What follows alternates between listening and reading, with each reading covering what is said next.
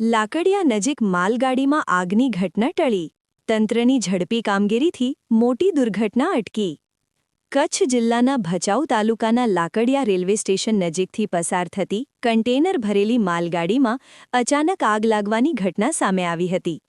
સદનસીબે તંત્રની સમયસર અને સતર્ક કામગીરીને કારણે મોટી દુર્ઘટના બનતા અટકાવી દેવામાં આવી છે.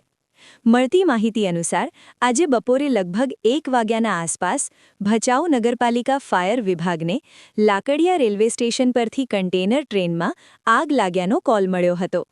ટ્રેનના એક કન્ટેનરના નીચેના ભાગમાંથી ધુમાડો અને આગ જોવા મળતા તાત્કાલિક કાર્યવાહી હાથ ધરવામાં આવી હતી. ફાયર ટીમની તાત્કાલિક કામગીરી.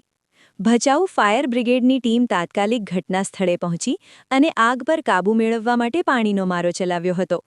કન્ટેનરનો દરવાજો ખુલવામાં મુશ્કેલી આવતા ટ્રેનને ભીમાસર તરફ ખસેડવામાં આવી, જ્યાં આગને સંપૂર્ણપણે કાબૂમાં લેવામાં આવી. કાર્યમાં જોડાયેલા કર્મચારીઓ. આ કામગીરીમાં ફાયર વિભાગના પ્રવીણ દાફડા, કુલદીપભાઈ, શક્તિસિંહ તેમજ રેલવે વિભાગના અધિકારીઓએ મહત્વપૂર્ણ ભૂમિકા ભજવી હતી.